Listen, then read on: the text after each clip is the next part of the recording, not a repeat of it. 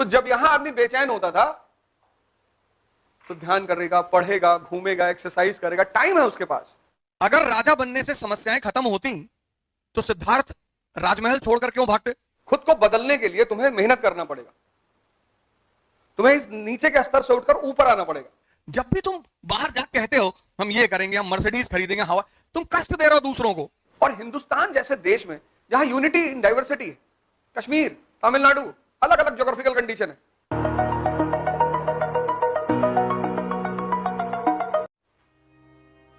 धर्म अगर दुनिया में 100 लोग होंगे ना आज की डेट में, तो सिर्फ 2 लोग समझते होंगे कि धर्म का मतलब क्या है, बस। सिर्फ 2 लोग। इसीलिए जब कोई वास्तविक धर्म की बात करता है तो बाकी लोग उससे बहुत नाराज हो जाते हैं। तुम देखो जितने संत हुए, महापुरुष हुए, इनको बहुत लोगों ने मारा। अरे तुम हजरत मोहम्मद को देखो, ताइफ में कोई आदमी तुम्हारे मोहल्ले में आया है, तुम बस सोच के देखो, कोई आदमी तुम्हारे मोहल्ले में आया है और कह रहा भैया शांति से रहो, भाईचारे से रहो, उसको मारोगे? मत सुनो उसकी बात। लेकिन लोगों ने मारा, इस पे ध्यान दो। जीसस क्राइस्ट ने कहा कि मैं भगवान का बेटा हूं।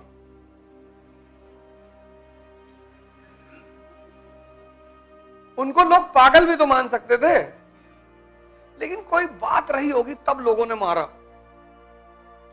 अगर लोग मार रहे हैं इस, तुम बस इमेजिन करो तुम्हारे मोहल्ले में कोई आया, उसने कहा भैया मोहल्ले के लोग प्रेम से रहो, आपस में भाईचारा करके रहो, एक दूसरे का ख्याल रखो। अब इस बात पे कौन मारेगा बताओ? क्योंकि तुमने सोचा इस बात को? तब पर भी लोगों ने मारा। भाई कोई तुम्हारे मोहल्ले में आके ये कहे कि दूसरे की संपत्ति लूट लो,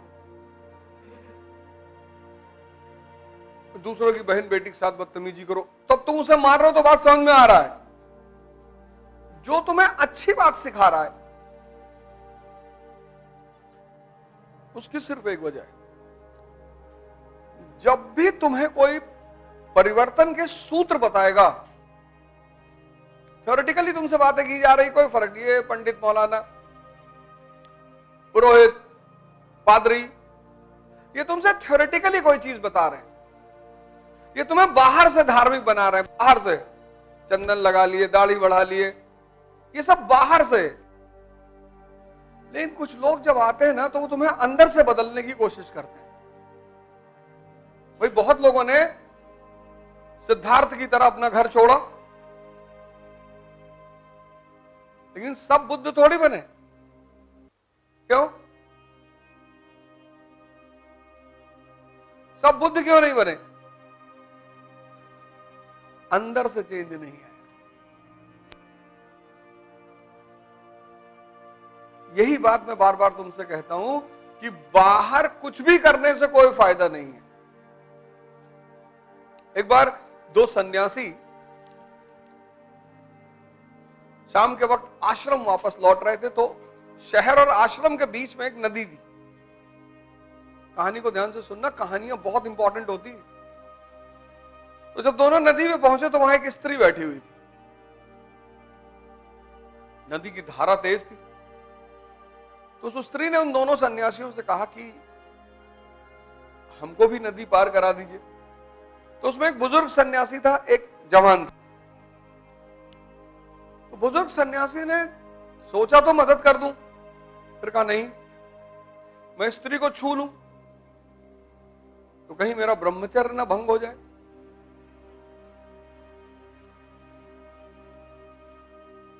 स्त्री खतरनाक तो है ही है, तो उसने सोचा कहीं मैं स्त्री को छू लूं तो मेरा ब्रह्मचर्य ना भंग हो जाए। तो उसने कहा नहीं नहीं यार, 30 साल से साधना कर रहे हैं, ये बवाल नहीं करना है। पानी में एंटर कर गए। जब वो बीच नदी में पहुंचा तो उसने सोचा कि यार मेरे साथ एक लड़का भी है, यंग आदमी। तो पलट के उसने देखा तो जो यंग सन्यासी था उसने स्त्री को अपने कंधे में बिठा रखा था। अब बाबा जी को तो आग लग गई शरीर में।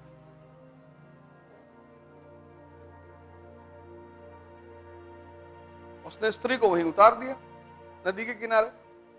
दोनों फिर आश्रम की तरफ बढ़े। तो जब आश्रम के दरवाजे में पहुंचे तो उस बुजुर्ग सन्यासी ने उस यंग सन्यासी से कहा कि गुरुजी से शिकायत करूंगा, आज तुमको निकलवा दूंगा आश्रम से। उसने कहा क्यों? कहा तुमने एक लड़की को अपने कंधे बिठाया है। अरे उसने कहा गुरुजी मैं तो नदी के किनारे उतार आया, आप तो अभी भी बैठाए हो।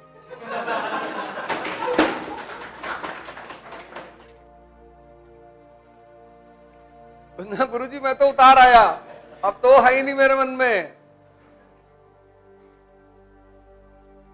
इसलिए बाहर से कुछ छोड़ना उपलब्धि नहीं है, अंदर से। आज जो हिंदू हैं ये बाहर से हिंदू हैं ज्यादातर।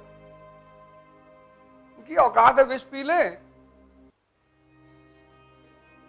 ये जो बाहर मुसलमान है आज, ये बाहर से मुसलमान है। इनके अपने घर में लोगों को नहीं पूछते खाना खाए कि नहीं। मोहम्मद साहब कहते हैं तुम्हारे घर के 13 घर इस तरफ, 13 घर इस तरफ, 13 घर इस तरफ, 13 घर इस तरफ, कोई भूखा ना सोए। ये मानते हैं इनके खुद के घर में लोग भूखा सो रहे हैं। सब फर्जी है, सब फर्जी है। भगवान शंकर कौन? जो दूसरे का जहर पी ले, जो दूसरे का कष्ट हर ले। जहर थोड़ी बाजार में गए जहर ले आए पी लिए। भाई कोई परेशानी है, आपने उसकी परेशानी में अपनी भूमिका निभा दी, आप उसके लिए भगवान ही हो गए। किसी को आपने मुसीबत से निकाला, आप उसके लिए भगवान नहीं हो। इसीलिए मैं तुमसे कहता हूं दिमाग पर ध्यान दो। और 5 साल बाद जिस तरह से 1970 में ड्रामा देखने का एक ही रास्ता था, पिक्चर हॉल। 1970 में, और 1970 में पिक्चर हॉल जाने पे लोग शर्माते थे, बड़ा बुरा माना जाता था। कभी कदार कोई मूवी देखने जाता था, और जाता भी था तो गमछा वमछा चद्दर उद्दर लपेट के आता था। घर वाले तो बहुत मारते थे अगर मूवी देखते पकड़ ले तो। 1990 में ये ड्रामा घर घर पहुंच गया, टीवी। 1970 से 90 तक संडे को एक फिल्म आती थी बस दूरदर्शन पे, और ऐसी फिल्म आती थी कोई देखता ही नहीं था। घड़े का चोर, पता नहीं किस जमाने में बनी है, क्या कहानी है, कोई देखता ही नहीं था। 2000 में ये ड्रामा हर जेब में पहुंच गया।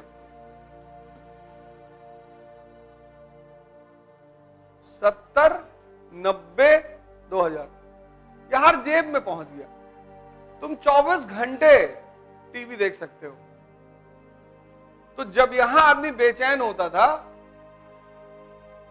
तो ध्यान करेगा, पढ़ेगा, घूमेगा, एक्सरसाइज करेगा, टाइम है उसके पास, और ऑप्शन ही नहीं है। यहां वो हल्का सा परेशान होगा, यूट्यूब खोल ले। आज से ठीक 5 साल बाद तुम देखना, गारंटी आधी जनसंख्या इस देश की पागल होगी, और उसको साथ रहने के लिए हमें भी बनना पड़ेगा। पागलों के साथ तुम बिना पागल हुए नहीं रह सकते। अगर कोई सामने ऐसे से नाच रहा हो, तुम नहीं नाच रहे हो, तो उनको डिस्टरबेंस हो जाती है, ये पागल है, और फिर वो तुम्हें बहुत मारेंगे। इसीलिए सोचने की क्षमता खत्म होती जा रही है, मनन करने की क्षमता, गलत सही देखने की क्षमता खत्म होती जा रही है। मतलब मन की जो शक्ति है ना, वो खत्म होता जा रहा है। तो धर्म जो है वो व्यक्ति को परिवर्तन करने की बात करता है। ये धर्म का फंडामेंटल फॉर्मूला है कि तुम इंद्रियों पे तुमने जीवन शुरू किया है और ये वास्तविक जीवन नहीं है, तो तुम्हें साधना करनी पड़ेगी। हर धर्म यही कहता, हर धर्म खुद को बदलने के लिए तुम्हें मेहनत करना पड़ेगा, तुम्हें इस नीचे के स्तर से उठकर ऊपर आना पड़ेगा। ऐसा कोई धर्म ही नहीं जो ये ना कहता हो। अब ये बात जिसको समझ में आ गई वो महान हो गया, उससे मतलब ही नहीं, उसके मन में किसी के लिए द्वेष ही नहीं, क्योंकि जब सब एक ही बात कह रहे हैं, धर्म में अंतर कहां है? कल्चर को, धर्म में अंतर कहां है? कल्चर, क्योंकि कल्चर किस पर डिपेंड करता है? और हिंदुस्तान जैसे देश में जहां यूनिटी इन डाइवर्सिटी है, कश्मीर, तमिलनाडु, अलग अलग ज्योग्राफिकल कंडीशन है, ज्योग्राफी, गुजरात, नॉर्थ ईस्ट, अलग अलग ज्योग्राफिकल कंडीशन है, तो जिस देश में डाइवर्सिटी है वहां तो धर्मनिरपेक्ष होना ही पड़ेगा। अगर राजा बनने से समस्याएं खत्म होती तो सिद्धार्थ राजमहल छोड़कर क्यों भागते? बुद्ध, अगर राजा बनने से सारी समस्याएं खत्म होती तो वर्धमान जंगल में क्यों भागते? समस्या तो खत्म ही नहीं होगी जब तक इस धरती पे हो। दो कंडीशन में समस्या खत्म हो सकती, एक, हरिद्वार चले जाओ, ये जो महायुद्ध चल रहा है जीवन का, इससे तुम बाहर हो जाओ, पब्लिक से कहते हो कि भैया हम नहीं लड़ रहे। ये तुम्हारे रिश्तेदार, पड़ोसी, दोस्त, ये तुम्हें क्यों परेशान करते हैं? तुम इनके सामने जाके दावा करते हो कि 24 का इलेक्शन लड़ने जा रहे, इनके कलेजे को तुम दर्द दे रहे हो, तब वो तुम्हारा कोई पुराना फोटो निकालेंगे गांजा पीते हुए, फिर सोशल मीडिया पे वायरल करेंगे कि ये जनता का भला करेंगे। तब तुम चिल्लाओगे कि ये कौन कर रहा है, और वो कोई तुम्हारा बहुत करीबी आदमी होगा। जब भी तुम बाहर जाकर कहते हो हम ये करेंगे, हम मर्सिडीज खरीदेंगे, हवा, तुम कष्ट दे रहे हो दूसरों को। तुमको लग रहा है लोगों को अच्छा लगेगा, लोग हमें अप्रिशिएट करेंगे, लोग प्रमोट करेंगे, कोई नहीं करेगा। तुम चाहते हो कि अगर ये समाज तुम्हारा समर्थन करे तो थोड़ा सा पागल बन जाओ। ये बटन तोड़ लो आगे वाली दो, एक में लाल चप्पल, एक में व्हाइट पहन लो, और पेन ऐसे लगा के और कॉपी लेके घूमो, तब लोग तुम्हारे ऊपर दया करेंगे कि बेचारा तैयारी करता था, फिर पता नहीं क्या हो गया। फिर तुम नेम प्लेट बनवा लो, यहां लगा लो डीएम गाजीपुर। उसका फायदा पता क्या है?